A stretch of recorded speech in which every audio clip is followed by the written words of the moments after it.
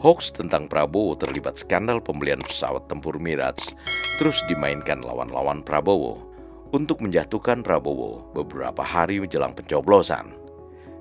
Ini sepertinya serangan yang sudah direncanakan dengan rapi, sengaja dikeluarkan menjelang kampanye berakhir dengan tujuan mempengaruhi pemilih untuk tidak memilih Prabowo.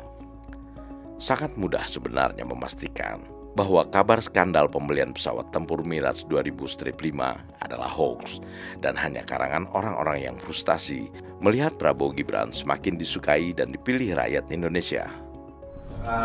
Jelas ini adalah hoax dan fitnah. Kenapa hoax dan fitnah? Ada 3 hal.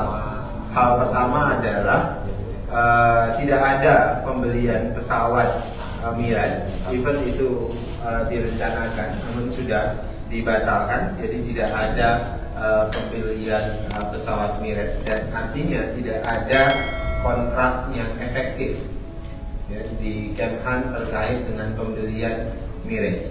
Jadi secara konten semua yang disampaikan di berita hoax tersebut itu jelas adalah fitnah. Mengenai berita ini, itu kan dibilangnya oleh Greco dan meminta asistensi kepada pemerintah Amerika melalui Departemen of State atau Kementerian Luar Negeri. Dan saya berinisiatif mengecek langsung.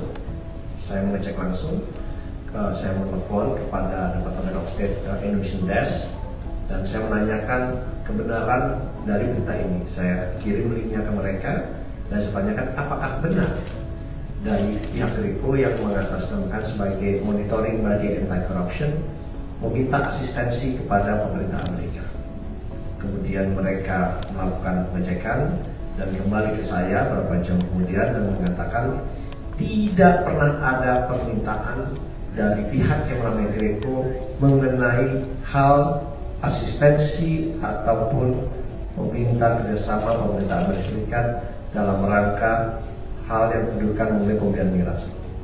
Baik permintaan ke Department of State di Washington DC maupun permintaan melalui kedutaan besar Amerika yang berada di Indonesia. Jadi tidak ada sama sekali permintaan itu, karena di dalam berita yang kita baca ada permintaan yang mereka lakukan kepada pemerintah Amerika melalui Department of State. Dan saya cek langsung baik yang di Washington DC maupun di kedutaan besar Amerika Indonesia tidak pernah ada permintaan itu sama sekali. Ini adalah permainan media sangat busuk dan sudah kelewat batas, apalagi mendekati hari pencoblosan. Mirage 2000-5 adalah pesawat tempur dari Prancis yang saat itu menarik untuk kita beli demi meningkatkan kesiapan tempur TNI Angkatan Udara kita. Pemerintah Qatar memang ingin menjual pesawat bekas tersebut dan transaksi yang dilakukan secara tunai. Namun pemerintah Indonesia ingin membelinya dengan cara hutang. Atas dasar itu, Indonesia menggunakan agen perusahaan dari Republik Ceko. Namun karena keterbatasan anggaran kita, pembelian dengan cara utang ini akhirnya batal dilaksanakan. Inilah fakta yang sesungguhnya. Kalau barang saja belum ada dan dealnya ditiadakan, kok bisa dikatakan korupsi? Di mana pemikiran kritis dan logisnya? Disebutkan dalam hoax itu, pesawat Mirage yang akan dibeli Kemhan pernah ditawarkan sebelumnya kepada Menteri Pertahanan Indonesia periode tahun 2004-2009, Yuwono Sudarsono secara gratis. Namun ditolak karena sudah jadi pesawat tua dan butuh biaya perawatan sangat mahal. Dari logika ini saja sudah salah. Pesawat yang ditawarkan ke Yuwono Sudarsono adalah jenis Mirage F1 generasi pertama. Jika tahun 2009 saja sudah butuh perawatan yang mahal, lantas bagaimana kondisinya di tahun 2020-an saat ditawarkan ke Prabowo? Logika hoax memang sengaja dibuat terbalik. Sedangkan pesawat bekas Qatar yang tidak jadi dibeli Kemhan pada tahun 2023 itu adalah jenis generasi yang lebih baru, yakni Mirage 2000-5 yang masih digunakan sebagai armada udara andalan di banyak negara. Jadi, dengan logika sederhana saja, bisa dipastikan berita skandal pembelian pesawat itu adalah hoax. Namun karena dikeluarkan dalam bentuk dokumen berbahasa Inggris dan diberitakan oleh media abal-abal berbahasa Inggris, penyebaran hoax ini disambut sukacita oleh mereka yang memang ingin memfitnah Prabowo Subianto. Seperti Koni Bakri yang disebut-sebut sebagai pengamat militer, rela menutup akal sehatnya dengan menanggapi berita hoax ini untuk mendiskreditkan Prabowo. Dengan sadar, dia telah mendegradasikan kredibilitasnya sendiri demi ambisi kekuasaan.